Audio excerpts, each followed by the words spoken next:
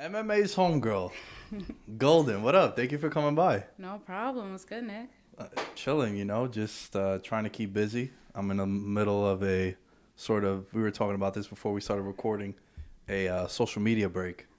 Ooh, nice. I needed it, man. I've Nice. been I've been going ham for about like a year and a half, Yeah. and I finally found a period where I can sort of just chill. Right? Like we were talking about the app later, which I swear I should be an investor or like I should get some equity in this because my boy Dami put me onto it, and I went over to his warehouse. He has Finney shoes, Yeah, yeah, right? yeah. So I went over to his warehouse after we had recorded a podcast. We were just hanging out, and pulls up his laptop, and I'm just like, "What the hell is that thing?" He's like, "Dude, it schedules your posts, Twitter, Instagram links it." My jaw dropped. I was like, "Yo, that's what I've been looking for the longest time." So now everything that people have seen over the last like couple days has all Nice. been from later. Nice. Yeah, because you post a lot. Like, your cadence is pretty good, right? Like, it's like 3 times a day or something like that. Definitely two. I Two. have a little method to my madness where it's at least one picture and one video, Right. and then from there you'll get a lot of stories. But for the most part, it's two every day. So you're Yeah. talking about like 14 posts. So you ever look at your screen time? Yeah. I Is try not to, but like every now and then you just got to check yourself, you know? It's like, what's your screen time at? I'll tell you mine too. I don't even remember the last time I checked it, honestly, because I just try not to. Are you on your phone a lot? I am, because I have to be, So like, that's the thing. You have to be because that's your job. right. I have to be on it because it's my job. It's my, content creating. Right. So if you have a purpose for that, then you should be on your phone a lot. Yeah. But just seeing the numbers all together on one page, it just never sits well. Even if it is my job, it never sits well. But what's your screen time? What you looking at? Now honestly, with later, I'm under 4 hours That is good. compared to minimum 7 Right. to excess of 9, 10 sometimes when it's a football game on or there's a pay-per-view on or any big sporting event. I'm 9 to 10 hours just constantly just tweeting, posting, whatever it is. Yeah. And then you look back, you wake up the next morning, you're like, what the fuck was I doing for 9 hours on my phone? It's too much, man. Do you consume/do most of your social work on mobile or like on your laptop too? Because a lot of times, like me, like I have to have a pulse, right, on like what's going on. So I need to see what's on IG. I need to see that, but I'll like cheat and be on my computer and doing it. Are you like more mobile or like I've started using Instagram on a laptop. it's not bad. It's It's not not bad at bad. all. It's No, not no. bad. So I prefer it on there. Also because though I'm staring in front of a monitor for so long, whether it's a phone, a tablet, whatever, these glasses are blue light glasses. I don't Ooh. know if you've ever gotten a pair. I was considering it. Yo, they're amazing. Yeah. Another thing that I should have some equity in because I'm just like hyping up all these like different products. But I got them off Amazon. A buddy of mine, I've told the story before, but he's a DJ, like a legit DJ, EDM DJ. And I called him one day and he's wearing glasses on FaceTime. I'm like, dude, you don't wear glasses. What are you doing? He's like, yo, you should get you a pair, man. They're legit, especially if you get those like little nagging migraines or Right. whatever it might be. So I've been using my laptop more just to take the screen time away from my phone, but it's roughly the It's the same. same thing. I kind of like the laptop more, especially for IG, just because, like, like I can see the videos on a bigger screen. Like, I can, like, Oh, multitask. yes. Yeah. And also, you know what it's good for? IG Live. Interesting. Yeah. I don't think I've ever watched an IG live on a laptop. Yeah. Yeah. Why do you prefer it? Just because on my phone, I feel like there's different things going on. So it's kind of like for me, I feel like first off, my battery is shit, so Yeah. it'll die quicker. And then I like having the ability to like jump to different things, right? Like for me, it's like if I'm already typing on my computer, it's dope to like hear the audio. And then I have this window up right here. I can have another window side by side. I'm in a Google Doc flexing, and then I'm hearing, what's going on IG at the same time. Yeah, it seems way more productive too. Definitely way more productive. Definitely way more productive. And also, you know what? It's like Do me a favor, just move the mic just a little bit closer to you. over The here. whole thing adjusts. Yeah. Here? Just yeah, right there is good. Yeah. All right. Just is gonna help me with the production later, and I hate to have to edit. So yeah, no, that's it's cool. why- No, it's cool. Let's do everything here. Yeah. So with you feel more productive. Yeah, I feel more productive. Because me too, I'm on 2 laptops a day, right? Because it's just like, I just have to be. So usually I'll have like one on my laptops, will have like social content and I'll have stuff like that. And then my other laptop, it has like all the docs, Excel sheets, like different things I have to have up. And then the other laptop, whether it's like IG, whether it's like I'm rewatching old footage of fights or something like that, because usually there's always some sort of content I have to be curating or helping get ready or like thinking about like taglines or something like that. So that's usually my workflow. I like to just do that, and then I get my text on my laptop. Like I could do everything on my laptop. So my phone, if I see my phone jumping, it's usually just calling. I love that. I like getting different ideas and how people conduct their day-to-day stuff when it comes to like content creating. Right. Right. Like I linked up with Dami and he told me about later. Mm-hmm. I had Serge and CJ in here from Culture Hub. Yeah. Shouts to those guys, man. They always show love. Family. Really good dudes. Yeah, Family. for real. That's how we connected too. They told me about Clubhouse early on. Right. Like very early on. And I've been experimenting with that app a little bit. How's that been going? What do you think of Clubhouse? It's very dependent on the club that you join. Right. Because it gets fucking weird. They get weird sometimes. Like there's some, and I've connected with some people that are really cool ass people, and it's dope. I like it. I see the appeal to it because it's only voice. So people like that because you don't need to get dressed up. You don't got to put on makeup. You don't got to I was in a clubhouse. I had just gotten back from the gym. Right. I'd never do a podcast in that situation. Right. So it's way more comforting for people, and it's a way for them to be heard, and people want to be heard. With all that being said, there are some crazy clubs you might join where it gets crazy. Like guys are trying to get girls to come to their rooms or to meet up certain places. You'll join one with like DJ Mustard and like these rappers, and they get all over the place. And then there's other ones where they get like super duper religious on there. Oh, I haven't seen those yet. Yeah. Well, the thing is that some of the titles are misleading. It'll be like, oh, podcasting 101. And then before you know, you're like, what the hell did I just stumble into? Yeah. I haven't seen many on MMA.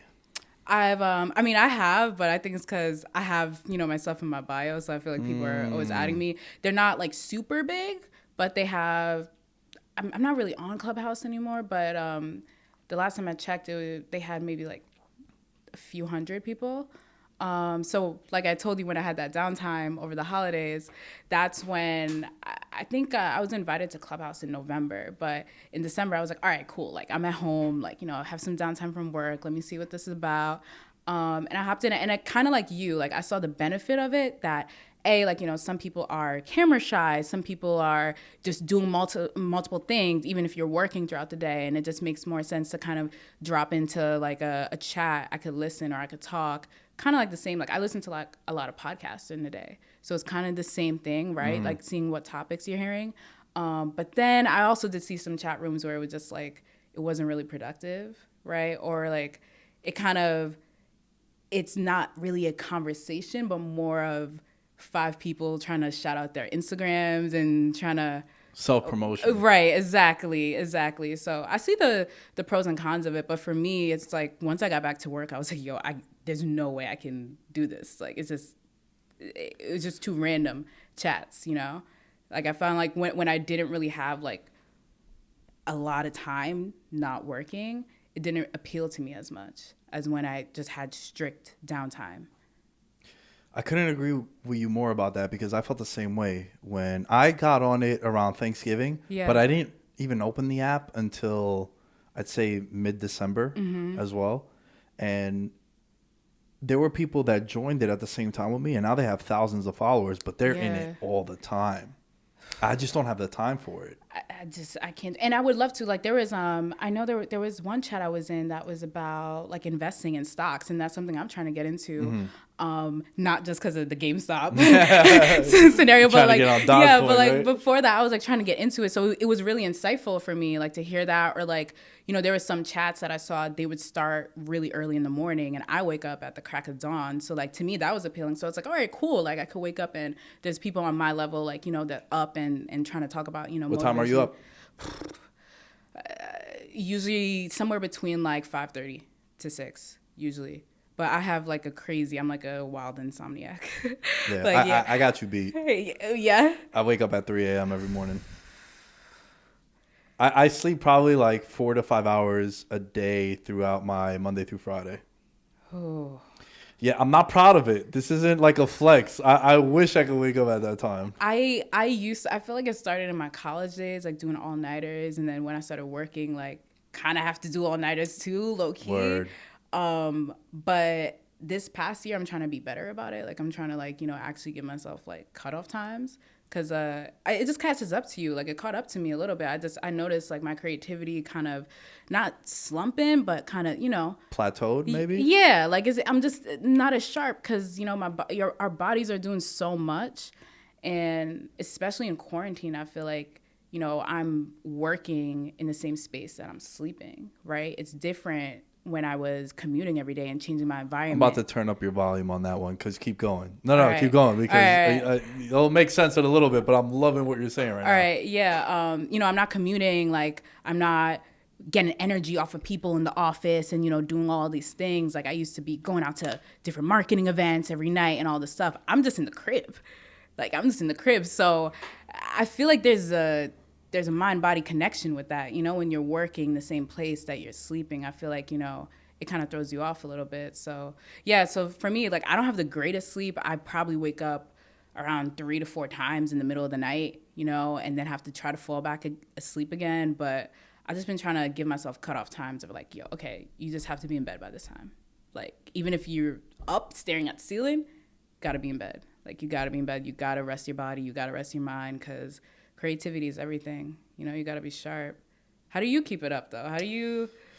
Well, I've been doing it for a while, so it's kind of my body and my mind have become accustomed to it. Right. But the reason why I said before I wanted to turn up your volume on that is because the reason why I got this was because I felt like my creativity plateaued during quarantine. Because it was a weird situation, right? My show at its core is a sports show. Yeah.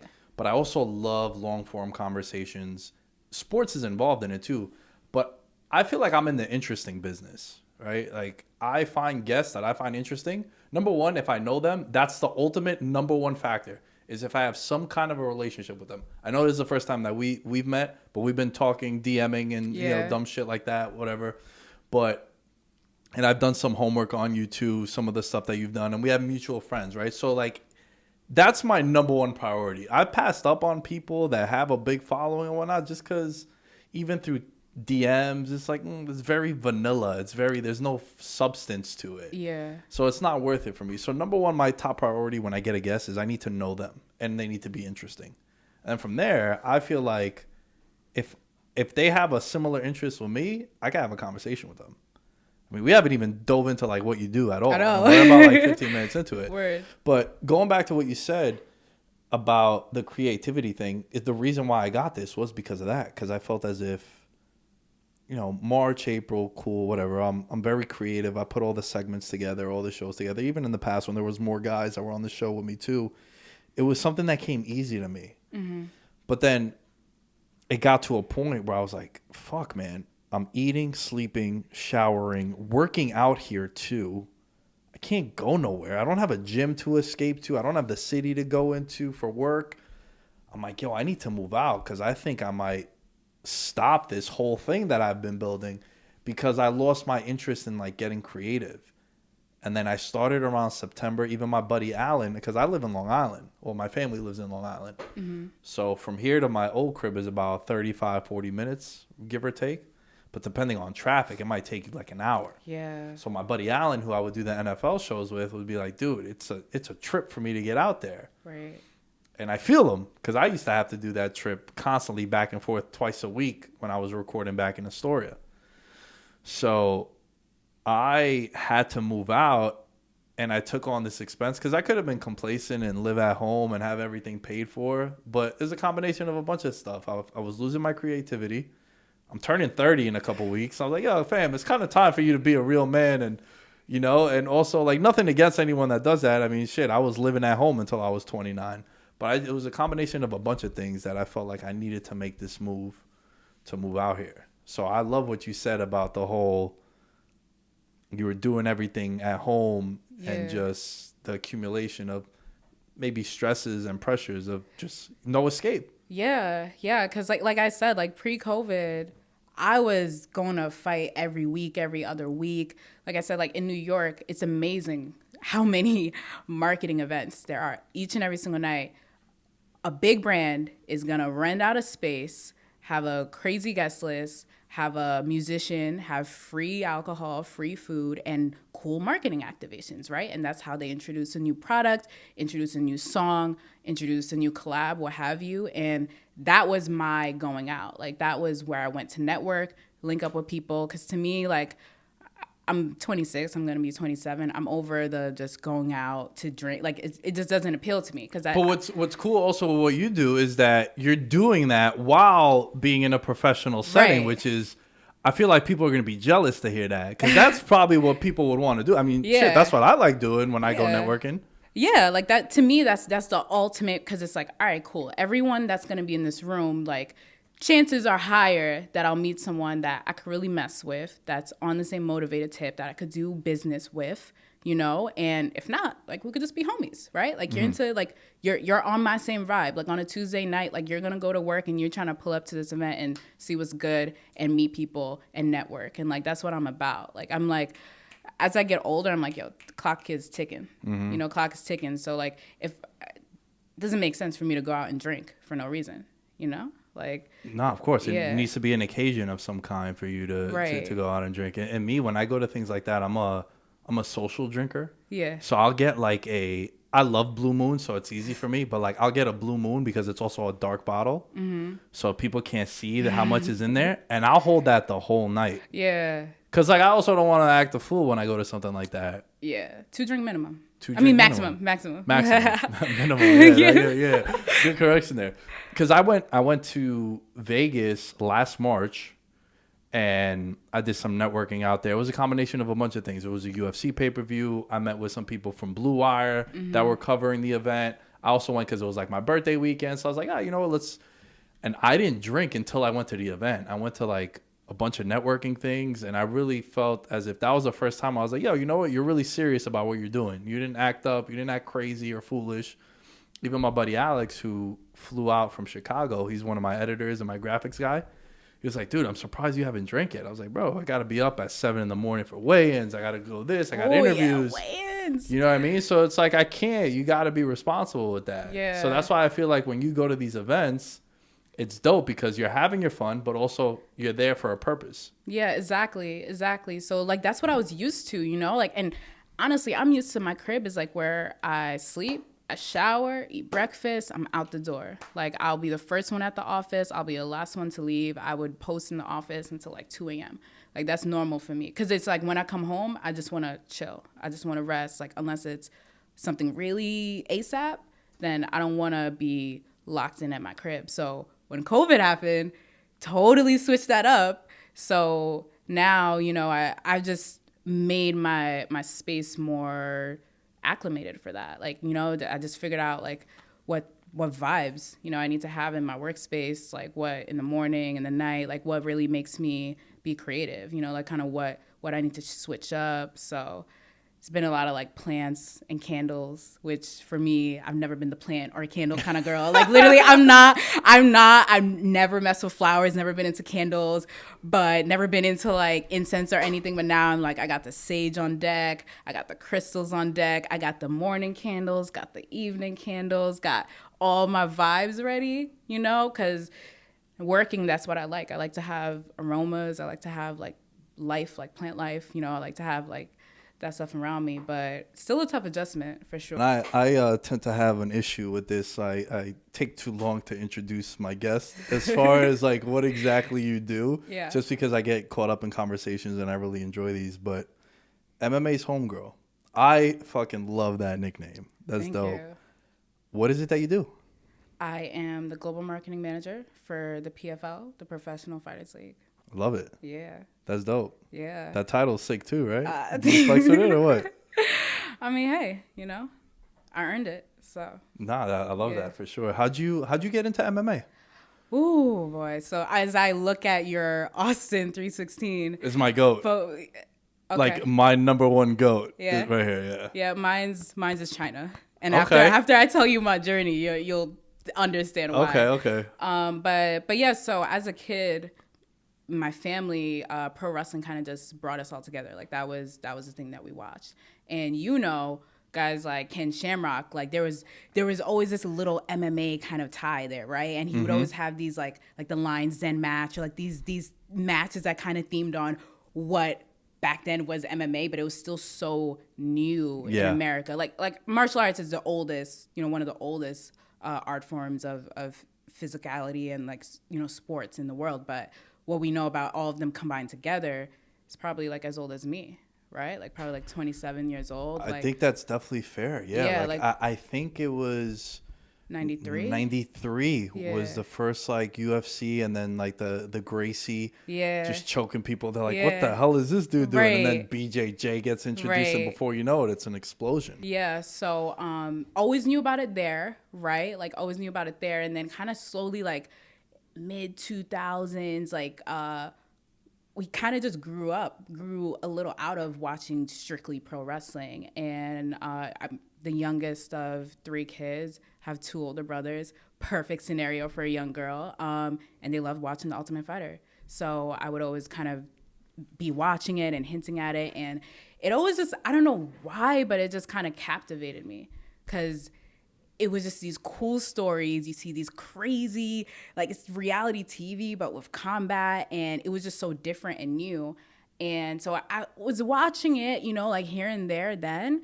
And I think it was really when I saw, like we were talking about before we started this podcast, Gina Carano versus Cyborg in Strikeforce. Like when I saw that, I was like, yo, I'm in. Like I just immersed myself into it. So I just started watching MMA all day, every day, especially throughout the summers. I remember this one summer, I literally probably just watched Spike every single day, and all they would show. That's a throwback. Yeah, all they would show is tough.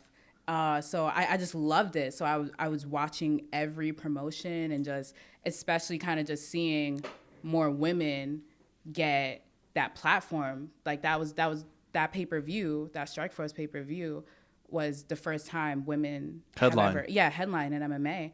And it was then that I kind of was like, like maybe there's something I can do with this, like maybe like I could maybe somehow after college, like maybe I could find a job in that sport. Wow. So from there, you wanted to work in MMA. Yeah. So up until that point, I have Caribbean parents. So like when you have Caribbean parents, either you a doctor or a lawyer. So I was on the lawyer route, right? And I was pre-law in college too, but my college roommates he was Haitian, and the other one was from Jamaica. Yeah, my family's from Haiti. Yeah. So I'm first gen. So yeah, that was my thing. But from there, I was just so captivated with it. I was like, I want to figure out how to work in this business, and I always wanted to work. Like I was always kind of interested in marketing. It always seemed cool to me from a young age, like because it has this psychology aspect to it, right? You have to figure out how to cater to different people's interests, right? And catch their attention. Yeah, and like even just the difference a word can make, the difference a period can make in marketing is amazing. So I was new from there. And in college, I had sports internships. It was never specific to MMA because there's no blueprint to get into MMA. It's very different from football, basketball, these other traditional sports that have such a popularity in America where, there's internship programs and there's, all of these different things. You work for a certain team and then from there you move up. Exactly. In MMA, it's like, I didn't find any of that. So it still didn't really seem like a possibility for me to break into the industry because I didn't see how. And also I didn't see anyone who looked like me doing what I wanted to do, right? Like I talk about women breaking in, but black women breaking into MMA and the business side. I didn't see that. You know, when I'm looking on LinkedIn, I didn't see any of that. So I really just had to kind of make my own experience. And I just ended up, so I went to college for pre-law. I graduated. My first job out of college was a sales job at a SaaS startup, like an ed tech startup. So I was doing that. And at the same time, I'm like, all right, like this is not my end all be all. Like I'm trying to break into sports. So it kind of became a mindset that, hey, like maybe if I can't break into MMA, maybe I'll just get a job in sports in general, right? And like just figure out a marketing job in sports in general. So, I was doing that sales job, and for the first year, I'll be honest, I was making great money. I got great experience, and I really learned how to sell a product, right? More importantly, sell a product that I wasn't really invested in, right? I wasn't really passionate about it. It was kind of just a job that I knew would give me great experience and really get me in the door of, a lot of different areas in marketing, because a lot of marketing has to roll back to sales. Always thinking about what can generate revenue. But I knew it wasn't really for me. I went on this journey of interviewing for different sports companies, and I kept getting to the final round. And in these interviews, it's like, you're final round, you're making in-depth presentations, you're doing these big pitches, it's a lot of work.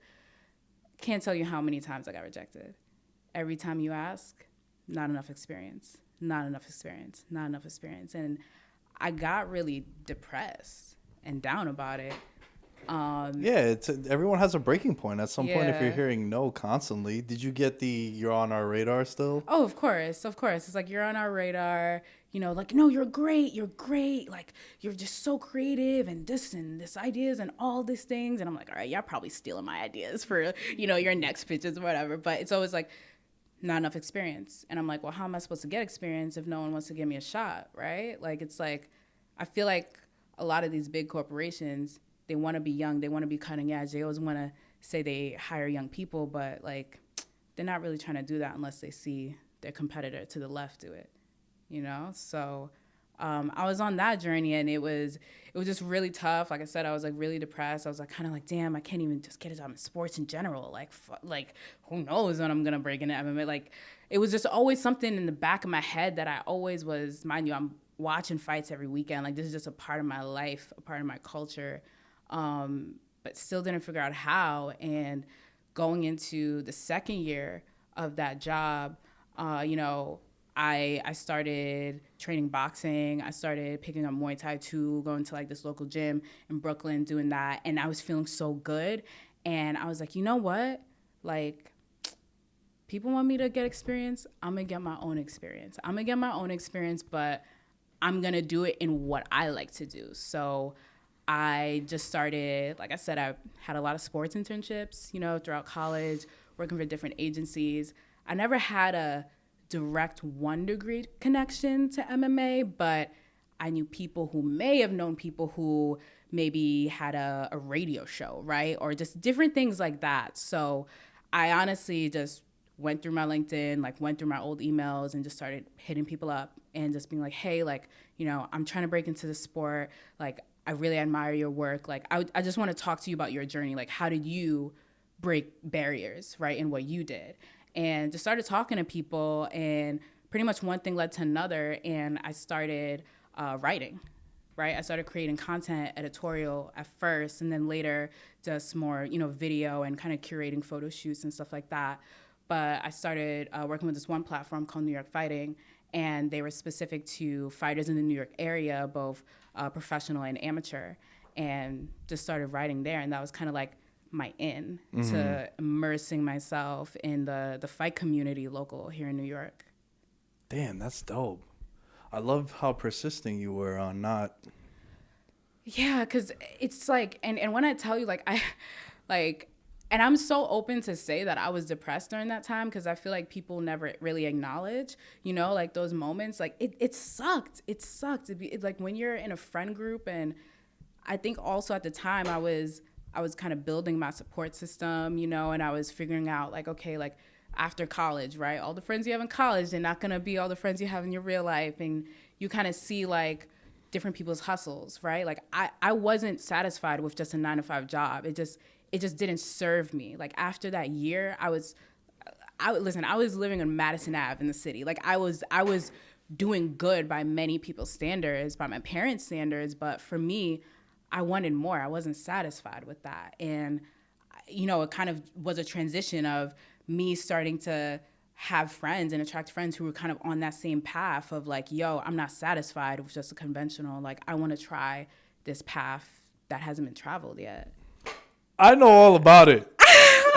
Everything you're saying, that's why I've been pretty much keeping my mouth shut, because we're in the same boat. Yeah. You know, like you've gotten to a situation now where you have like a dope title and you're with a company. Yeah. But man, that journey defies you. Like it's what made you. And it's easy to get, dude, I've been depressed. I talk about my 2018 being miserable because I was in a similar situation where I was going to become a cop for Nassau County, and it's like a dope job. It's like one of the 4 or 5 highest paid law enforcements in the whole country. Wow. And I got really far into the examination process and the whole investigation process.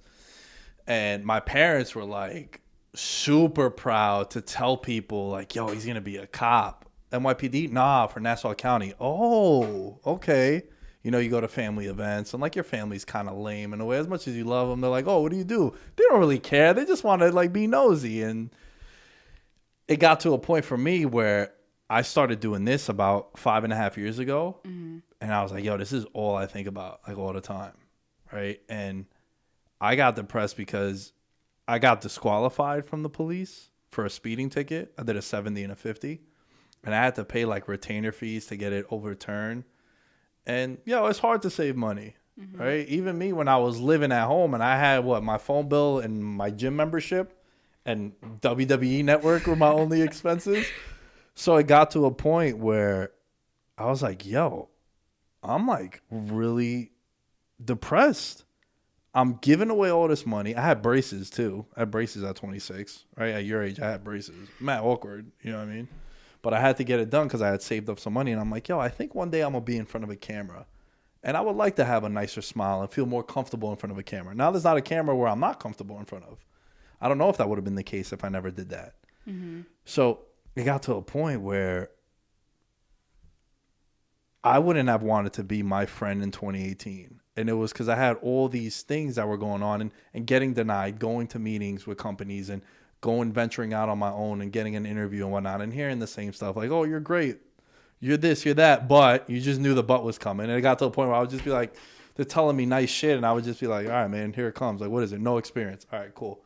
What is it? It's you're still not comfortable in front of a camera. It's like, yeah, because I still got braces on. Like, that's why, you know. It just got to a point where I was just like, yo, I'm going to do it my own way, similar to you. Like, I'm going to carve out, I'm going to become undeniable. And that's like a word that I like using, where people get caught up in follower counts and all this stuff. And I think it's very misleading. I think it's the body of work that sells. I've done over 1,200 episodes. So when I package that to people, they're like, oh, there's consistency, there's dedication, there's a body of work, the 10,000 hour rule. Like, I've surpassed that. So that's the biggest appeal to people. And now the show's got to a point where like the downloads every episode are very respectful. It's backed by a network. So now I'm coming at you from a different place, but I'm telling you at the time where I was at, it was completely different. Right. So you knew you wanted to get in front of the camera to be more comfortable, but when did you know it was a podcast that you wanted to start? Was it another form of content that you started with? So my friends and I started a blog back in like 2014. I don't like writing articles, dude. Like, I could barely put tweets together. You want me writing 1,000-word articles? So it was one of those, a poor man's version of like a Barstool, right? Okay. Was what we were trying to do. And then we quickly realized that, like, yo, you can never be Barstool, right? Like, you just can't, because they've already dominated that market. There's always going to be kids going into colleges, fraternities, sororities. They're going to be down with Barstool. That's their niche. That's what they're dominating. So it got to a point where at the time, my buddy Joe, he's a big like YouTuber influencer. He's like, yo, I think podcasts are going to blow up. Like there's this new platform, podcasting. It's still relatively new. It was maybe 5 or 6 years old, but it was just starting to, the Bill Simmons and the Rogans of the world were starting to pick up a lot of momentum. He's like, yo, let's start a podcast and talk sports. I'll be the host. And we got 3 other buddies. So that all started. And from day one, Goldyn, it became something where people liked me, right? Like they liked the show. Don't get it twisted because the show was awesome. But like I was getting a lot of feedback. And then I started my own thing, like a sports betting show. And then that started doing well. And then it just got to a point where I saw the possibilities. Like I'm a big future thinker, but it's in the back of my mind. Where in the past, I used to worry so much about like, yo, what's going to happen in 5 years, 10 years? Like, yeah, yada, yada. Right. I gotta have a kid. I got to have a house. I got to be married by X.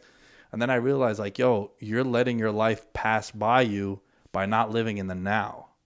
So I got to a point where I was just like, yo, if I just do the work, like my pops told me one time, like, yo, nothing bad happens to someone that works hard. Facts. And it just resonated with me. Like, dude, whatever you want to do, if you just work hard at it, eventually it's going to be discovered. Perseverance. And that's what it was, to answer your question about like the podcasting. I didn't know that I'd be doing this at all. I knew one thing for sure. I love sports. It's probably the one thing that defines me the most. And I like all kind of sports, like all sports I'm into. And then I was able to carve up my own lane and get into the whole world of podcasting. And then from there, it's like, oh, you do the audio? All right, let's fire up some cameras. Now you have 2 pieces of content. You cut it up into different segments. Now you have 3 pieces of content. Before you know it, you have both visual and audio. So it's just like evolving with the times. Now I'm adding subtitles to my videos. Because that's like the new thing that everyone likes to do. Yeah, gotta have that. It's just adding more, and I've learned how to do all this on my own. Right. I didn't go to school for any of this stuff, just YouTube University. That's where I got my master's degree from. Like I said, no blueprint, right? There was no blueprint for you to break into. Like I said, like I literally wrote, I took a million law classes in college. Like all I did was like write papers. That's it. I did not go to school for marketing whatsoever. So, I forget where we were on this story of mine. I started writing. Yeah. Right, the writing part, yeah. Yeah, so for the New York fighting. Yeah. So for New York fighting, and that's when I started going to fights, right? So I started, they would the editors there, they would kind of, give me options of, hey, these fights are coming up, like, who on this card would you want to interview? What kind of promotions? Like regional ones? Both. Oh, nice. So both regional and professional. I have a very soft spot for CFFC. Yeah. Yeah, because my buddy Jared Gordon actually fights. Gordon. Yeah, he fights this weekend. At the time that the pod goes out, it would have been over the weekend. So hopefully Jared brings home the W. Big fight for him. But he fought in the CFFC.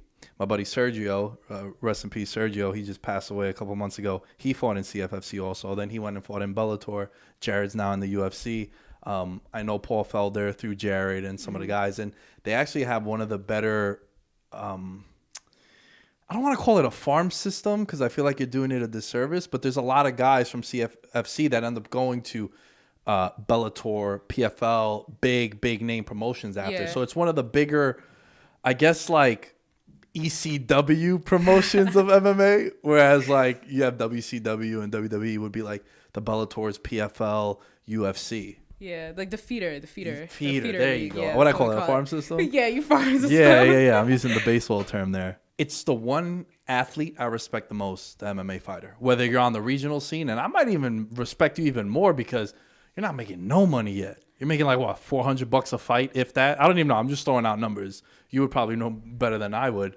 But it's something where I know you got to go to work on Monday. Yeah. With black and blues and broken arms and legs and shit like that. Yeah. That was the dope part, is that like I started watching MMA as a kid, right? I knew it as a fan, but going to the regional shows really showed me what the actual fight community looked like in person, you know, like what it actually meant. So I started interviewing, right? And I would always get invited to, you know, to go to the fights, whether it was a grappling event, you know, just a regional show, or if it was like, you know, one of the big promotions, right? Whether it was UFC, Bellator, what have you.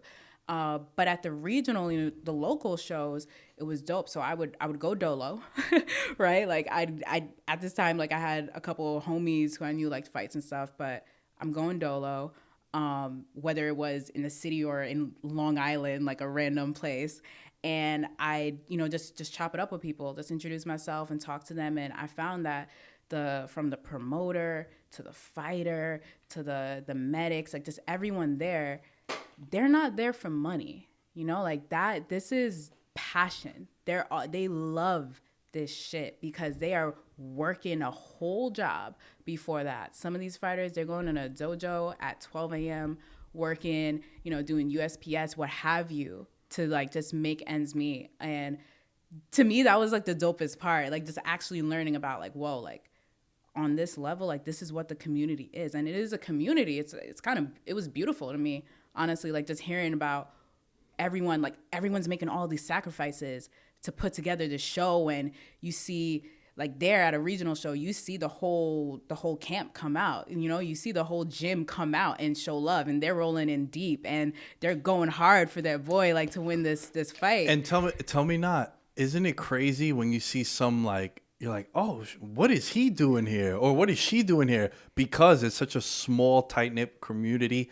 Guys and girls are working out in like the same gyms. Before you know it, it's like, I remember one time I saw Frankie Edgar. I was like, what is he doing here? Yeah. And my boy was like, yo, that's his training partners. His training partners in CFFC, like what the? But like you said, it's a small community. Such a small community. And like once I started going to shows, I was like, oh, it's like literally the same people every time. That's what I was like, I don't need any friends to pull up with me. Like I'm good. Like yeah, it's you like, can just meet people there. Yeah. So that was really fun for me. And also for me, like, you know, I didn't grow up training or anything like that, right? Like I was a true fan of the sport. You know, I started taking boxing classes, started doing like Muay Thai classes. But did you start taking those classes to gain some more respect for the sport? Or was it just something you're like, you know, I could use a new workout? Because I think any MMA training of any kind, boxing, kickboxing, there's no better workouts than that. Yeah, it was mainly to get a new workout, but also just to like, I wanted to know what it felt like. You know what I mean? Like I'm writing about this stuff. Like I want to know I want to know how to like do a triangle. Like I want to know how to do a roundhouse. I want to know how to do that. And starting with boxing first actually was dope because I learned after when I started getting into like kickboxing, Muay Thai, like the trainer was like, oh, yo, you have like good form like already, right? But yeah, so in college, I bodybuild heavy. Like after I started getting into MMA, I started like really paying attention to like my nutrition and eating. I just started getting so immersed into like how people went about their like fight camps and just all of this stuff. And then by the time I graduated, I was so bored with it. I couldn't do the same, you know, 5-day splits, 7-day splits. Like I was like cooking all my meals in a George Foreman grill, kind of like dedicated bodybuilder vibe. So I started doing boxing just because I thought it would be dope. I was like, you know what, why not? I was training at this gym in Soho called Work Train Fight, that they actually have a lot of Golden Gloves qualifier matches there. So they would have like fights on Fridays and stuff like that, like boxing fights. And at that point I was like, I was always mainly into MMA, but I was like, I want to kind of like learn more about boxing. You know, I want, you know, it's on the resurgence tip now, you know, but I kind of want to learn more about it. So, but then I feel like definitely probably like a part of me also wanted to like, I want to learn how to fight just because people always ask that. They're always like, oh, you train? It's always like, oh, you train? And especially being a woman, being, you know, how I look, like I know I stand out like with the way I dress. Like at the time I've had probably every hairstyle you can imagine. At this time I started going to fights, I had Barney purple hair. Like I had Barney purple braids. I had freaking Ric Flair blonde braids. Let's go. Way to make a statement. Yeah, because I was just like, yo, like I know I stick out like a sore thumb, so embrace it. I'm gonna embrace it. That's the best marketing. The best marketing embraces the obvious, you know? So I was like, all right, I know I stick out like a sore thumb. I'm coming here dolo. Like, you're gonna know me and you're gonna keep seeing me. and my work that I deliver, like it's always gonna hit. So, so I started doing that all at the same time, and kind of pretty quickly, like I started doing interviews, and my approach kind of similar to what you told me, right? Like you like to treat these as like conversations, right? Versus just like a Q&A kind of interview. Well, mine was also trial and error because I used to be like over here. I got talking points for you. I used to be all right, I'm going to ask her this. You'll answer it. I'll ignore you because I want to get to question 2, 3, 4, 5. Yeah. I was like, those are lame. Those are trash. Yeah. Whereas now it's like, all right, I'm going to send my guests 3, 4 bullet points I want to talk about. And then from there, we just have a conversation. Yeah. So that was kind of how I felt too, because I felt like, like obviously I was a fan, right? So I was always on different MMA sites. I was always like looking at recaps or reviews of what people had to say.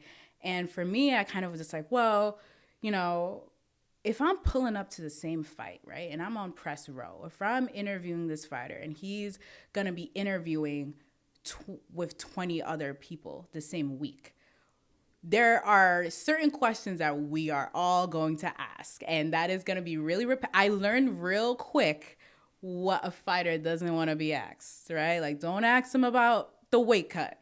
The weight cut sucks. Yeah, no one wants to talk about it. No one ever goes, you know what was dope? My weight cut. Never. You will never hear that. Yeah, it's like, don't ask him about that, or don't ask him about, like, well, what's next, right? Like, because I just have this fight in front of me. Yeah. So I learned real quick about that. And for me, like, I love MMA, but, I'm just a consumer of culture. Like, I love streetwear. I love hip hop. Like, and I just wanted to learn more about fighters as people and just like learn about them in the cage and outside of the cage. Right. And like, I felt like that was really appreciated, like anytime I did an interview with someone, they're like, yo, like I was telling this part of my story and I didn't even think you really peeped, but like the way you like told it was like so beautiful. Like people really were appreciating my approach that wasn't super traditional.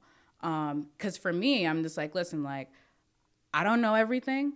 I'm not an encyclopedia. I don't know everything. I know a good amount. I know my shit, and I own that. I'm authentic to that. I'm always going to be a student of the game. There's always so much more to learn about the sport. I grew up with it, but I'm always real in that aspect, So I'm not going to try to write a whole technical editorial about this move here or this lock here, because there are so many other platforms that are going to be saying that same exact thing. And B, what I'm doing, I have to go back to my homegirls, right? And my homies and my brothers and be able to explain this to them and have that content appeal to all these different people. So all of these different people, there are different aspects of the story that they're going to want to hear. So I would just always try my best to fulfill that. And it was appreciated. So, I started getting, having editors give me interviews, started working with Culture Hub 2 in 2017, right, when they really launched their website. And that was dope because they kind of just was like, yo, go ahead. Like, whatever you need, like just. Well, that's how it should be, though. Yeah. Because what you were saying is right. If I'm telling you to write a certain way, you're not going to stand out. And you get that anywhere. That's what I tell people when they ask me about podcasts. The one thing that's worked for me is, I'll give you some stats. I'll give you some analytics. Like, I got that. But also, you can get that elsewhere. So what is the appeal to you? Why are people going to fuck with you? Yeah. And one thing that I've realized when I do interviews with anybody, don't ask them about what they do.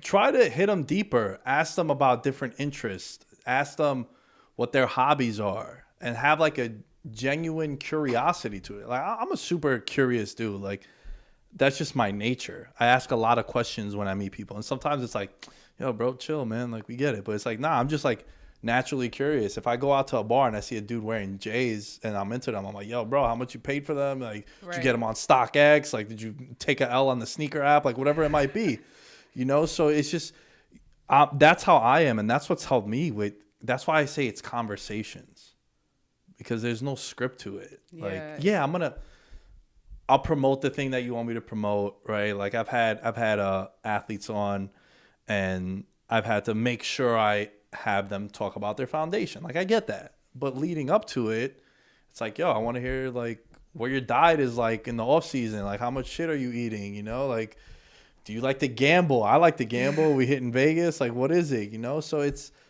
about finding something that makes you stand out. So I couldn't agree with you more about that. Yeah, it's all about making, because it's like you said, like there's so many platforms that do the same thing, especially now where, you know, everyone's kind of up on the same wave of, you know, how you have to capture an audience, right? And all the different platforms you have to hit and all the different ways. Like even how you said, you know, you started transitioning from just doing like static posts to also static and video posts, right? Because you know that people consume that content different ways. But, you know, it's to me it's just all about like being real to yourself, and I'm just like, yo, I don't have enough time to try to fit into this mold of It also what people feel it takes too much energy out of you. Yeah. It just sucks the life out of you when you have to portray something that you're not. Yeah. And that was something again with growing pains. I think everything is trial and error because it wasn't always like this for me. I wasn't always this comfortable. Where now, I swear to you, the only person that I'd be shook to interview is right here. Like if you was to walk in, I'd be like, yo, bro, I need like 10 minutes to collect my thoughts and my emotions and just chill because you're like my idol and my hero. But besides that, I can have a conversation with everyone. Yeah, because people are people, and you see that too. And that's why when you ask questions that are not just about what someone does, you see people are people, right? We all, you know, drink water. We all like breathe the same air. Like we all go through similar things, and that's how people, you know, find a way to relate to you, no matter what industry you're from. The training that you do, is it just like striking and stand up? Have you done jujitsu? Have you done? No. So what happened was I was training Muay Thai for maybe about like 6 months, and then my knees got real fucked up. It wasn't from impact of training though. It was like the cartilage in my knees was just like genetically I'm like predisposed to like lose cartilage. And at the point, like I remember I was coming back from training and like putting ice on. I'm like, all right, I'm sore, whatever. But I started taking the train and walking up steps, and like it was just shooting sharp pains. And it started in one knee and then quickly went to the other in a couple months. I was doing physical therapy that just pretty much wasted my time. Pretty much like I got like a misdiagnosed first. So at first they were just like, oh, this is just a runner's knee. Like, you know, go do physical therapy for like 6 to 8 weeks. Did that, kept getting pain, went to my other leg. So at this time, right, so I'm interviewing fighters. Still have that 9 to 5 sales job, right? So I'm doing that 9 to 5, go home, interviewing people Fridays, Saturdays. Can you give me a timetable when this is? What year? Is this when you started with Culture Hub? I started writing in 2017. Right. So you're still doing your 9 to 5 while you're doing this as a passion project. Yeah, doing that passion project on the side. And it was, what was it, 2019? I think like late 2018, like that winter to like 2019, where I went to another doctor and they were like, yo, you got to get surgery. Like he literally was like, yo, you have the knees of a 60-year-old. What kind of surgery did you get? It was an arthroscopy to start. So I did that, and then there was about a 2 to 3 month time period in between both surgeries. And if you have knee surgery, you know that it's like really close together, but it was just so bad that he was like, yo, we got to do this to start. So I did that. After each surgery, I was literally on a cane for about a month. I was like on bed rest for like 2 to 3 weeks after that. And it was in that time, like after I had my first surgery, I knew I was going to have another one real quick. I started just getting really more motivated by like how much traction I was getting with my interviews and just doing different forms of content. And at this point I'm having, you know, people reach out to me to interview, not just fighters, but whether it's like, you know, the CEO of a Roots of Fight, right? Or just different things like that. And I was like, you know what? Like, I literally won't be able to move for months. I'm getting all this traction. Like, what if I had that 8 hours back in the day? Like, what if this time that I was doing my 9 to 5, I had that time back in the day? And it was probably like a week after my first surgery. I called up my manager at my 9 to 5 and I was like, listen, like this has been a great experience. I appreciate everything here, but to be quite frank, I don't see a future. in this industry. I don't see a future in sales. Like, it's just not going to happen for me. And I did that, and I just kind of doubled down. So I doubled down. I started working at Culture Hub. You know, at the time they also had like an agency side to it. And I just started flexing and pretty much was kind of a creative consultant, you can say. So I was doing editorial, creating content, but I was working on brand partnerships. I was working on different activations, just networking, doing different things just all around media and creative, whether it was being on set of a photo shoot or just different things like that. So I started doing that, but all that to say is that I'm still in my like recovery process because COVID kind of slowed it down. I couldn't go to physical therapy for a certain number of months, and I couldn't start physical therapy for several months after I had both of those surgeries. So I haven't really trained in like 2 years. Dude, I commend you a lot for quitting your job to pursue that.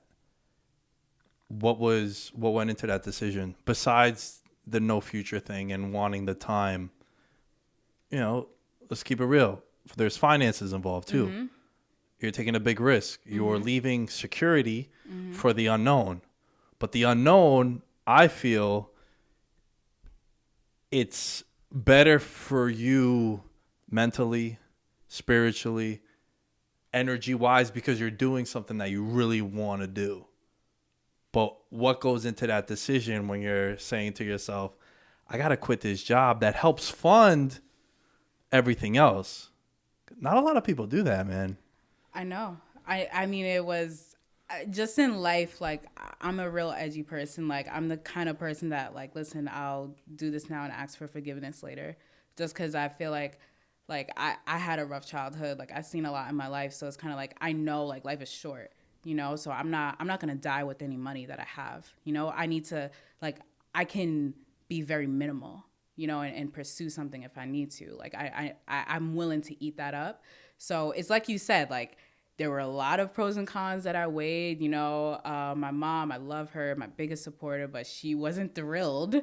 But it just got to a point where, you know, I just wasn't fulfilled. I was doing things that really fulfilled me, but then I was so frustrated for that 8+ hours a day that I had to be in an office and just kind of feeling like a robot, you know, and it just going through the motions. Yeah, it got to a point where it started affecting my mental. It started affecting my creativity. I felt like I don't want to be in a slump for 8 hours at work and then, you know, I have to go and pick up my creativity and go get that back up when I have to do an event or, you know, go do an interview.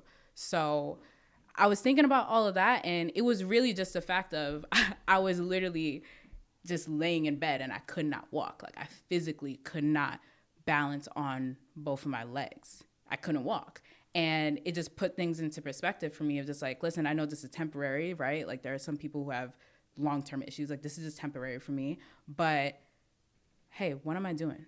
You know, what am I doing right now? Like, what's worth it to me? What's worth it to me? This is what, you know, some people from the outside may think. This is what maybe my employer may think. This is what my family may think. But what do I want? What do I want? And for me, I'm like, yo, I'm going to shoot my shot at life. And if I fail, at least I can go to sleep at night and rest easy knowing that I tried. I don't want to ever say like, oh, well, what if, you know, or just get stuck in a rut of, you know, working a job for 10 years that I knew wasn't really going to do it for me. And what helped me rationalize it was, hey, listen, I'm young. At the time, I was like 24. Listen, I'm young. I know I can get a job easily, right? Like, I know I can, if it comes down to it and I end up being broke, I know I can get a job easily. I know I can do this. And I kind of just, I just plotted. And like, you know, like Serge, CJ, those are my homies. And it was around this time, they supported me a lot, you know, and they were just like, yo, like, make a plan, you know, make a plan, give yourself a non-negotiable date where by this day, like, I need to make a decision. Like, this is like, by this day, if I'm going to dip, if I'm going to just go and do this, I'm going to do it. So I did that, stacked my paper. I was very frugal, very, very frugal. You got to. Yeah, I was very, very frugal, like scaled back a lot. I didn't, you know, Wasn't getting nails done. Wasn't doing any of that funny business. When I first moved out that first month, I was super cheap just because I didn't know what was gonna be my full expenses for a month. Like, I know I gotta make rent, but what were the utilities gonna be like? Everything else. Also, I benefited a lot because it's COVID. Of course. I wasn't going anywhere anyway. Yeah. But the idea of buying some shit off Amazon, buying new gear for the podcast or workout gear, whatever it might be, I became very stingy with my money, which I think is what you would have to do when you're taking such a big risk like you did. Yeah. And like for me, I just realized, all right, cool. What's priority? Rent, bills I have to pay, things like that. MetroCard, right? Like my MetroCard was like the holy grail. Like it was like, yo, like I got this unlimited card. I can go anywhere. You can't see me because you ain't Ubering. My rule was like I'm only Ubering if it's like to a fight or I'm trying to get back home and it's late night. At a certain time, exactly. too. That's the only time I Uber also. Yeah. If I know I got to be somewhere at 7, I'll Uber. If I got to go when my friends and I go in pregame at bars before we go to an event, it's like, I'll take the train, bro. Whatever. Y'all are going to be there at 4. Fight don't start till 7. Like, I'll get there at 5. Like, it's not urgent. Now, if I don't want to pregame and I want to get to the fights, I'll take an Uber from my crib at 6:30 to get to the Garden or Barclays if I need to. Yeah. So I'm with you on that. I take a Metro card and just go. Just go. It's like, come on. That's New York Transit for you folks that might not know what we're talking about with Metro cards. $2.75, but by like the next time I see you, it's probably gonna be back to $3. So crazy. Crazy. You said something before in passing, and I'm always fascinated by this because I have some friends in sports that are women, and they tell me some horror stories. And I think with you come from a very unique perspective because 1, you're covering MMA. 2, you're also a black girl covering MMA or a black girl in sports also. And I want to know, what is that world like? Because, I'm not going to lie to you. When I was 16, 17, I used to be like, oh, that girl don't know sports. She's a girl. As you get older, you mature, you learn more people's stories. You understand that, it's not like that. Mm-hmm. Right? I went to a meeting one time for a sports betting website, and they were looking for hosts to do just weekly betting lines and shit like that. And this girl got the job. The one kid that was with me that went to this audition was like, oh, they're being sexist. They just want her because of eye candy. I was like, yo, fam, she actually knows her stuff very well. Like, you can't think of it that way because it's not like that. But there are still people that do think that way. What is your interactions like in the sports media? And I could tell by the smirk that you're about to cut a promo. Oh, man. Yeah, so it's funny because I feel like I definitely had a different perspective on this. Like when I first started immersing myself in like the New York fight scene and like going to fights to like now where, I'm working for one of the biggest companies in the world in the MMA business. And like, I have a title and things like that. But so when I first started going to fights, like I said, pulling up Dolo, right? Like I'm going, like, I know I stick out, right? Cause that's one of the first things people would say to me are just like, oh, is that, there's someone fighting in the cage. Maybe it's a black guy, a black fighter fighting in the cage. Oh, is that your boyfriend? Oh, is that your brother? And I'm like, nah, actually, like, I'm here on work. Like, I'm here on business duties, So it kind of, when I first started going to fights, it threw me off that people would always assume that I was not there for anything else other than work. Even if I was sitting at a media table or even if I had a credential around my neck that said press or media, it kind of threw me off, because I was just like, what? Like, I was like, because to me, it's like, I grew up watching this, right? This is like my life. Like, this is my weekends were always watching fights. Like, it kind of made me see the outside perspective of how some people viewed me when they first met me, because they're also questioning, like, the authenticity. Like, why is she here? Who got her here? Because she can't be here on her own, right? Someone helped her get here. Exactly. Yeah. Exactly. It's a shame. Yeah, and that that didn't, like, I'm from Brooklyn. Like, that don't sit right with me because I'm like, I'm earning my stripes. Like, I know, like, I'm always trying to stay humble. I'm always, like I said, a student of the game, but that definitely throws you off. But when I made that decision to quit that 9 to 5 and to double down on, just being a creative and like really pursuing a job in this sport, I told myself like, yo, I don't, like we talked about earlier, I don't have time to worry about how I look, how I talk, how I write.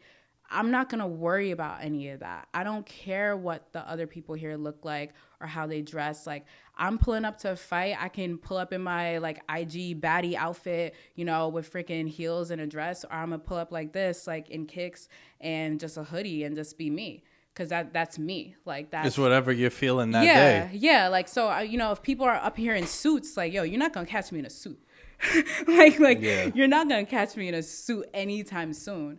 So, at first, I when I would get that energy or like there's different things, I've been at a fight before, and if I see someone I know who happens to be a male, they come, we dap it up, they hug me. I had someone ask me like, oh, does he, get free tickets to fights? And I'm just kind of like, yo, I'm credentialed, bitch. Right. Like, you know what I mean? But after a while, like, as I got immersed in the community, like, honestly, I was just always authentic, and I think passion shines through everything. So I felt that from like a small portion of people, but for the most part, people always showed me love because I was always just real with it. Like I always just wanted to learn more about people's story, whether they were a fighter, whether they were a promoter, whether they had a brand, right? Like a fight gear brand or something like that. Like I was always real, and people would always, just kind of help guide me or like help me teach me about like the business side of it. Cause I always let people know like, yo, like I'm trying to work on the business side. Like I want to help grow the sport. Like I want to work in marketing. Cause also as a woman, I found that working in sports, people always assume that you want to be like a commentator or things like that nature. And at that point, I changed the way I spoke about myself and my work. I didn't just call myself a journalist. I like to call myself a storyteller or like, a curator of content. Cause I felt like, especially in MMA, people associate that word journalist negatively. They put you in a box. Yeah. That's the same thing. That's why I don't call this a podcast. I call it a show. Yeah. Because there's like there's video, there's audio, there's a lot of things that go into it. There's clips, there's a bunch of things. So I feel as if when you're a podcaster, it sort of limits your ceiling. I had my friend Valerie on a couple months ago, and she was saying how she didn't want to get pigeonholed because she's a traffic reporter and producer at New York One. And she said that she stopped calling herself a traffic reporter because then she can't do news. Mm-hmm. She can't be a main anchor because she's a traffic girl. Mm-hmm. So you get put in this box, and it's very hard for you to escape from that after.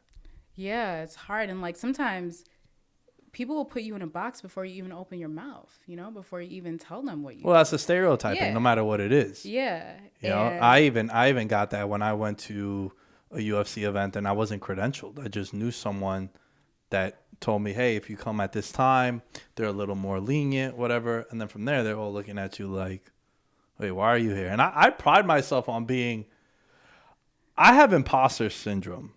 I feel like I don't deserve some of the things that have been happening for me and that I've built because it's the old stigma of communications degree, broadcasting. You had to do an internship with CBS or whatever it might be. You were a former radio producer. Nah, man, I was just a fan, and I just started doing a show, and then eventually it's just growing and growing and growing. So I do have that sometimes in the back of my mind where I feel as if I don't deserve certain things in this field and in this media. How do you get over that? By not thinking too far down the line, and I kind of I try not to get too high or too low. Mm-hmm. I give myself 15 minutes to dwell or to celebrate something. Certain things, yeah, like I might trip a little bit longer over some bad news that I had high expectations for, but I get grateful when opportunities get presented to me that I feel like I have imposter syndrome for. But then when like the bad things happen, and it's when you're creating content, and you know this, it's one day this thing is going to hit, and the next day it's not, right? Yeah. Certain episodes do better than others. Yeah. That's just the nature of the beast. Maybe it was the time that I released a podcast that I didn't do as well. Maybe I released it on a Friday night and it's like, yo, it's the weekend, like everyone's partying and shit, so you don't have that. So there's a lot of things, but for me I try my best to just, when it comes to the content producing, I try to just stay mellow. Like, I don't get too high. I don't get too low. I know the stuff doesn't suck. So I just I get grateful with opportunities. And then I don't get too down when, like, things don't happen. Mm-hmm. Yeah, I asked you that because I definitely suffer from imposter syndrome sometimes too. And I heard this quote from The Rock, which I might butcher, but he said something to the effect of, because someone asked him, like, how do you, stay positive and stay confident, right, with all the different areas of work that he does. You know, he's an icon, beyond athletics. And he said something to the effect of that, you know, all of his really tough times and, like, tribulations, he doesn't just push it to the back of his head after he gets over them. He always kind of tries to keep that towards the middle or front of his consciousness, right? Because it's like, yo, when you're feeling down on yourself or you're not feeling confident, it's kind of like, hey, but remember, yo, Nick, you went through all of this. You went through all of this. Oh yeah, for sure. Yeah. You need to have those stashed in your mind. You need to have that in your memory box, because that's what helps you. Because we all get to a point, right? Like me, for example, with working out. I've been stuck at 195 pounds for like 8 months now. No matter what I do, I change no matter what, I can't get past that number. It's gone the other way, but I can't get past that number.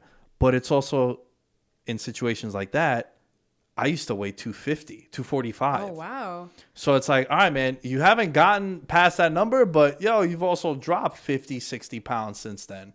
So that's one thing. The other thing is, I think of like when I first started doing a podcast, where I got 53 downloads on an episode. And I was like wild hype. And then also, like, I go into clubhouses and people are like, I got 2,000 downloads last month, and you could hear their voice. It's like they just won a Super Bowl. Mm-hmm. I try to remind myself of those stages because now I surpass that per episode. Yeah. So it's like you gotta go back to those roots, right? Like, that's why I think the coffee truck in the city that I have keeps me also. I call that, so you call that your 9 to 5. I call that my dream supply, because that allows me to fund everything else that I'm doing. I just pour everything into what I'm doing. That's a beautiful way of looking at it, for sure. My buddy Mustafa said that with his job. He used to have a catering company before COVID and all that stuff got closed down. And he said he coined it the dream supply. I was like, I'm stealing that. And I'll pay homage.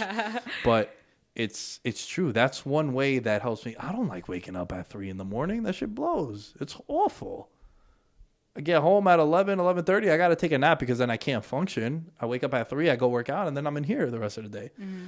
So for me, I look at it like that. And also it helps because, like, my family owns the business. So I'm grinding in this thing so that we can eat also. So I get that. Like, you were working for someone else. It's a different vibe. I'm totally with you on that. But for me, that's what helps me stay sort of eyes on the prize, and I just do things. I just do things. I don't ask for anything I don't feel like I've earned or deserved. And I just constantly do. And yeah, do I get burned out? Fuck yeah, I'm burned out now. You know, this is the first show that I've done in 2 weeks. Really? Yeah, everything's just been pre-recorded. This is my favorite time of the year because I could get creative, right? The episode that we're recording now, they're hearing on Monday. You came on a Tuesday. So it's more evergreen. It's less time sensitive than before, where during football, it's like, I got to have something out Monday and Thursday, and I need to record it the day before and put it out that day or something like that.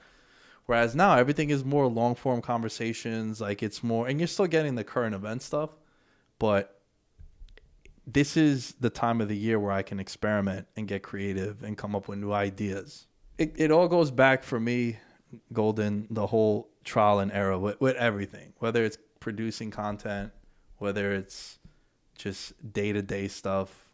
Kind of you live and learn. And I know it's funny, as you get older, all those like little sayings and quotes, you go, man, that shit is whack. I don't want to hear about that. Yeah.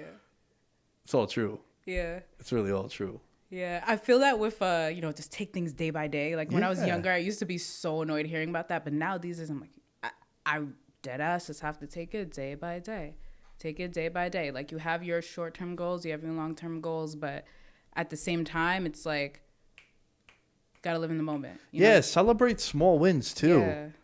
Right? Of course, you want all the big things to happen, but along the way, you need to celebrate yourself when some good shit happens to you. Yeah. Before you got to PFL, what from like the Culture Hub riding, where'd you go next? Like, what was that route to get to PFL with the stuff that you're doing now? Mm-hmm.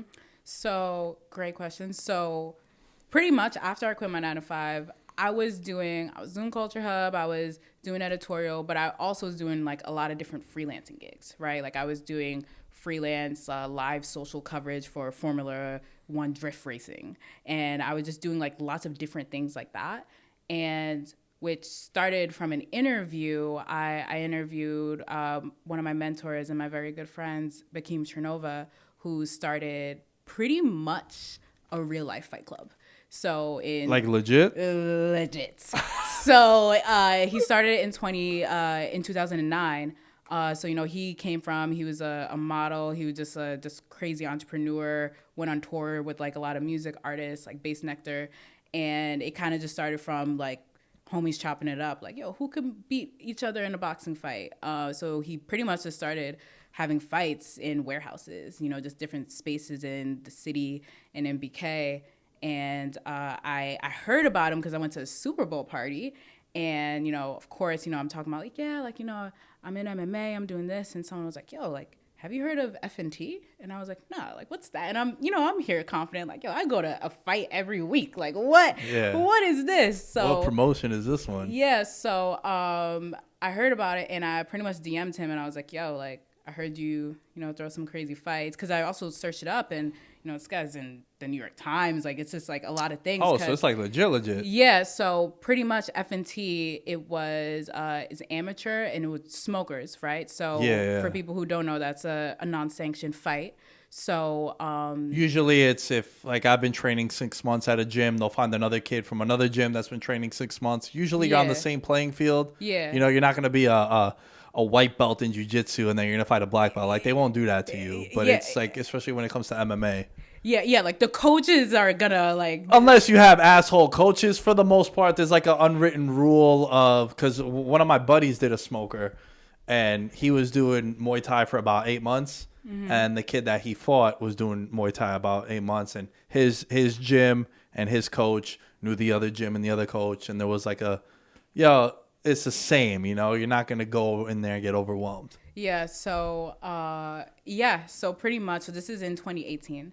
So I met him, just hit him up for an interview. It seemed dope. And what was cool about FNT was they would do boxing, Muay Thai, MMA, K1, but it was standing room only.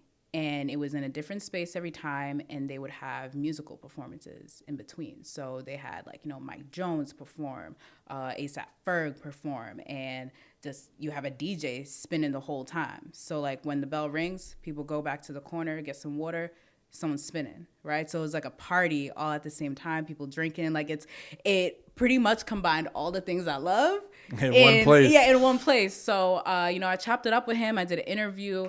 And it was just kind of like real recognize real. And he was just like, yo, like, honestly, I'm about to relaunch FNT and with Map Projects, which is probably one of the dopest creative agencies in the world, and to like really increase the production value. And it was going to be sanctioned, right? And they were building a whole immersive brand out of it. And he was like, yo, honestly, like, I dig your vibe, like, your shit. Like, I'd love for you to like just come and work with me on this. So pretty much he took me under his wing. And I think at the time we had the interview, 2 months later, they had the first relaunch event of FNT. So FNT Volume 1, we had it in the ballroom of the Williamsburg Hotel in Brooklyn. And it was the dopest thing I saw at that time. It was just crazy. It was, fights happening, was like 5 straight knockouts, had A-Track spinning, had Cameron pull up in the ring, come in, Let's doing a go. performance, you know, like, Killer Cam. yeah. And it's like the dope thing about it was that the audience it attracted, you had people there, you know, whether it's from like Sarah BJJ or like different, you know, different New York, Henzo Gracie, like all that, you know, hardcore MMA community, fight community in New York. But then you had this model who's in this Fendi ad over here. And then you had like, you know, this actor and just, you know, different creatives, young photographers, like all that stuff. So,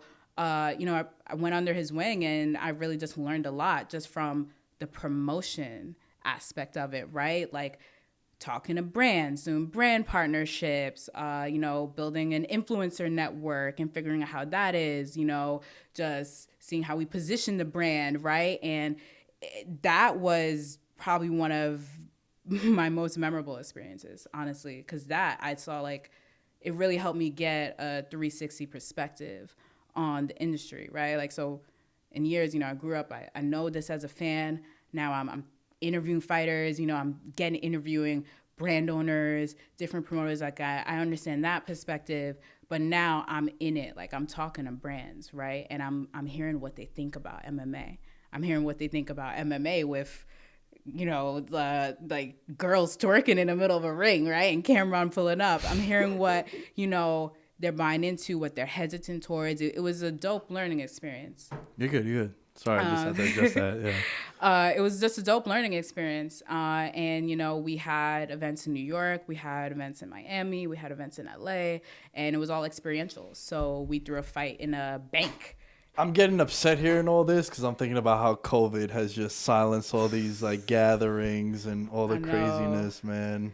I know, man. So devastating. Yeah, it's that's what I'm telling you. Like, it's like my life. I was always on the go. Like, I was just always used to like seeing people in person. You know, chopping it up in person. All right, we have to brainstorm about something. Like, yo, let's chop it up. Let's post up in the office. You know, get some food and just knock it out. The only time I see my friends now is if they come on the podcast or if we go to my buddy Josh's crib for pay-per-views. That's about it. The whole like, yo, let's go grab a beer at a bar, man. They're letting people. Nah, I don't want to go. COVID. Yeah, it's COVID. It sucks. It sucks, man. But especially here in New York. I know. People in Florida are probably like, we don't know what y'all talking about. Yeah, they're like, yo, we having all the fights. We having all the we sports having everything, man. Yeah, like we're pulling up to everything. It's just regular. But it's crazy because that's what people come to New York for. Absolutely. You know, like that's what you come to New York for. Well, I talk about this all the time. You put up with shitty living expenses so that you could be down the road from Caroline's on Broadway, or I'm 2 blocks from the art train to get me into the city in 2 stops. Right. But I don't got that same look. I mean, everything is available, but there's nowhere to go. Yeah. Which is trash. Yeah, it's like what are we gonna do? Like, so now it's kind of like, you know, I have my homies that like pretty much my 4 homies are the only people I see, and it's like, all right, pull up to your crib this time. Pull up to your crib next time. Right. And that's about it. And you just like circle through. Yeah. From there you go to PFL. Mm-hmm. What's that experience been like, and how are you enjoying it? It's because ultimately you got like the thing that you really wanted. Yeah. You're with a big promotion. Yeah. And you're doing the thing that you love. So you finally got there. Yeah. I want you to tell me the feeling when you get that like call to go and work with them. It was because I'm close to having that feeling without saying too much. All right. I'm very close on a big decision I have to make, and it is something I've been working really fucking hard for a long time. Yeah. And it's like I have a thing where be your own cosign. Mm-hmm. I like that. But also, eventually, you do need someone to give you that extra kick in the ass to get you over the hump. Yeah. And I'm like very, very close. And it's pretty much finalized, but I can't share it yet. Okay. I know I'm being very cryptic. So how long are we, like how long we gotta wait then? We gotta wait a couple weeks. Couple weeks. You gonna do the big reveal on the show? I'm gonna do a big reveal. There's gonna be a video. There's gonna be a wrestling promo that a lot of people, because there's a lot of people that are gonna need to hear it. Everyone's entitled to an opinion. Yeah. But you are also entitled to remind everyone how bad their opinion was. So, That's my TED talk. I feel that. Well, first off, bless up. That's super Thank you, exciting. Thank you. But how did it feel? So yeah, so I was doing all of these things. I'm rocking with FNT. I'm like me, like I was. If you ask me, that time when I was, a teenager watching Gina Carano versus Cyborg on Showtime, like I kind of was doing already at that point what I wanted to do, right? But I wasn't looking for a job. Someone from PFL reached out to me, pretty much, on LinkedIn, just like, hey, like, we have this position. Da, da, da. On their own. On their own. I didn't apply because I wasn't looking. The best things in life happen when you don't expect them. Yep. That's another one of my TED Talks. Because it's true, though. Yeah. It's true, right? Like, the same thing with me. This situation came out of nowhere. Right. Came out of nowhere. I was asked one question if I was interested. I was like, yeah, absolutely. And that was it. And it's like, I never would have thought that this would happen. Yeah. And at the same time, like, you've been hustling, you've been grinding, like, you got all these shows on your belt. Like, like, you're doing your thing and you're not even thinking about, I need this to be here. That's maybe just in the back of your head, but it's like you're just, you're in your motion. And well, the things flip-flop for me because my thinking was always, what's going to happen? We talked about this before. What's going to happen in 5-10 years? Mm-hmm. And I was just letting everything go past me. And now I'm very persistent to the point where, like, I'm annoying. Like, facts are facts. I'm annoying when it comes to certain things. Like, I never asked for something I don't feel like I deserve or earned. And then I stopped asking for things, and that's when things started happening for me. That's very important. If there's anything you take from this, it's that. It's like, yo, don't ask people for shit because they're not going to do it for you. It's going to happen organically. When I do my shows, I just show up. I fucking love doing them. I think one of the reasons why I got down these last couple days is because I haven't recorded in 2 weeks. So as much as I want to take time off, I can't because this is the one thing that makes me feel fucking lively. Yeah. So I got you here today. Tomorrow I got a friend coming in. Tomorrow, the day after, I got my buddy coming in from Sports Illustrated. So it's like, yeah, man, I want to step away. I get it. But also, like, this is an escape for me. Mm-hmm. So it's so rewarding, like it was for you with the whole PFL thing, because, dude, you made mad sacrifices, man. And sometimes you also live in the moment because it's you. Like, when it's me and people tell me, my buddy Mustafa again goes, dude, anytime you mention or tweet or post, he always texts me, yo, 1,200 episodes is crazy. CJ and Serge are like, what the hell? You've done that many? Like, yeah, that's we haven't written that many articles. You're doing audio, right? But it's like, yeah, man, it's your whole body of work that people are enthralled by. And that's the big selling point to it. So with you, to sort of give you your flowers, it's like you've been living it. So you might not think like what you've done is dope or cool or unconventional because it's you. That's how I feel too. But when you have outside people that look into your story, like hearing this, I mean, it's been fucking beautiful to hear that you've made these sacrifices and then you finally got that payoff. Thank you so much. But you're right. Like, it's what I'm living every day. So it's even like how I said, like, at first when I was pulling up the fights and people would say like, oh no, like they're assuming that I'm there for everything but work. It threw me off because I'm like, dude, this is just me. Like, everyone in my life, they know me as MMA's homegirl. Like, they know that's what I'm the chick you watch fights with, like, yo, let's pull up, let's watch a fight. Like, that's my life. So, yeah. So, at the time I was working with FNT, I wasn't looking for a job. So I was working with FNT and the agency that was also helping produce the events because the production value was out of this world. Right, it wasn't just like a regional show you would go to. It literally looked like a movie, even just the way we did the promotions and content and things like that before the event. So I was doing that, and the agency, Matt Project, they were like, yo, like, how's Goldyn getting these meetings with these different brands? Da, da, da. So they were a 360 agency, but they had experiential events. So I started working on both sides, like with F&T, like as a community manager, right hand with the founder, doing all of that. And then I started working on sponsorships and brand partnerships for the Mad Projects as a whole, with all of their other events. So I was pretty good with what I was doing, you know. I was just rocking, right? Like F&T's gonna build up. And yeah, someone reached out to me on LinkedIn about a job at PFL. And ironically, I've been to PFL fights. I went to a lot of the fights in their first season in 2018. I went to their championships at MSG. I went to their first actual fight, actually, 2018. So the first season, their opener, which was also at MSG. So I knew what it was. And at the time, I thought, hey, PFL's dope. Like, the more platforms for MMA, the better. Like, oh, absolutely. Yeah, like it's the same thing with like in wrestling too. Like AEW just started a couple years ago. Yeah. And it's like that's dope because you want to have competition. You don't want to have a monopoly where it's just one person. Like there's no. That's when things get stale. That's when there's no anticipation of, oh, is this person coming over? Is that person going there? You guys have just signed a bunch of big names, like household names over, and that brings credibility, and it's dope. You want to have that. You want to have options. Yeah, and you know, like, because there is some crossover with MMA, like the MMA community and wrestling, but you know, like as a wrestling fan and an MMA fan, like we're so hard to please. Like we always want more. I one of my sayings also is never good enough. Of course. It's just never, no matter what it is, no matter what it is.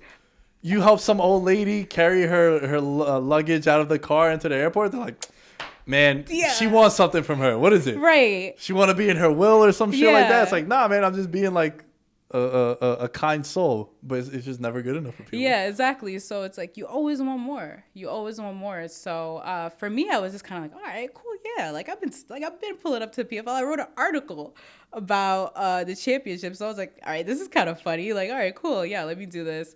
So you know, I went through the whole interview process. It was pretty rigorous, I will say.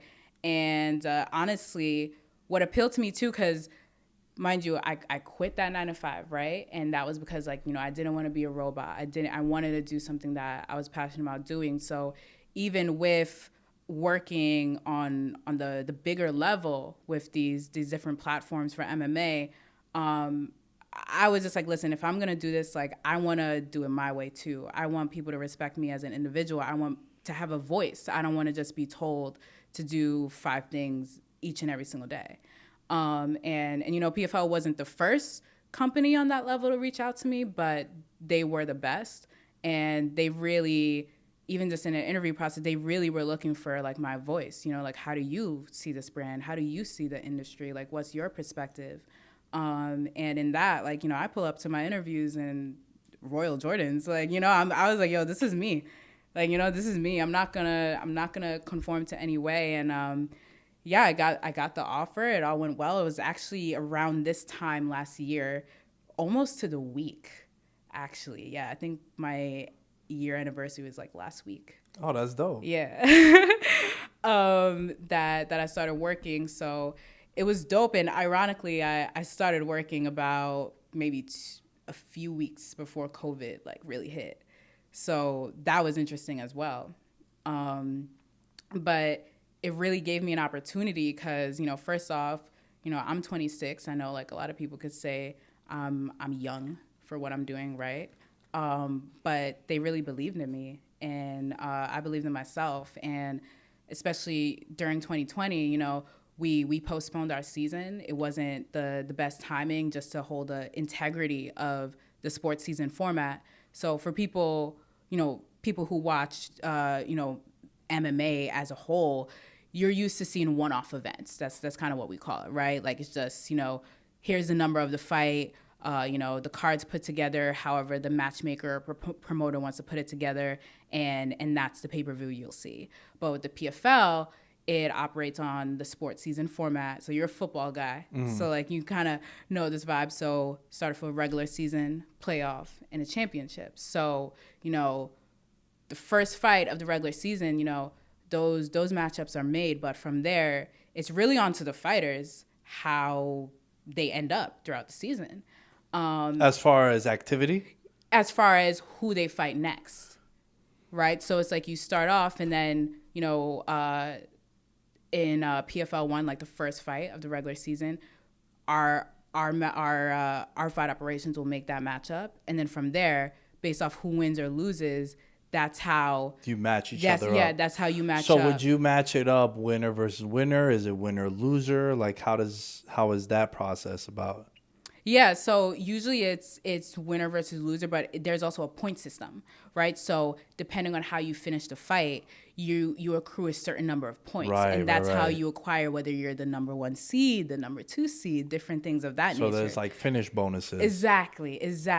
That's dope. Yeah, Because you give them an incentive to go out there and perform. exactly, and it's to me, I loved even like when I just pulled up to the first fight, I loved it because I was like, yo, this is so different. Like just as a fan, like I've watched everything, and I'm like, yo, this is cool. This is kind of different, and I wasn't super into traditional American sports. Like I wasn't super into football. I wasn't super into that. So to me, it was unfamiliar to me. I was just into MMA, and this was just a whole different way to watch MMA, and I love that. So a lot of fighters like that too, because it's like, hey, like you're just not looking at one fight ahead. If you're in PFL, it's more than a fight. It's a whole season. It's a whole season. And at the end of the season, if you make it to championships, you grind out through playoffs, make it to championships, you get a world title, you get $1 million bag. Men get $1 million bag, women get $1 million bag. And I think that shit's fire. That's super fire. Hell yeah. Yeah. That's a big ass payday. Hell That's a yeah. huge payday. Hell yeah. And that's in every weight division, baby. Every weight division. So 6 weight divisions, 6 championships, $6 million bags.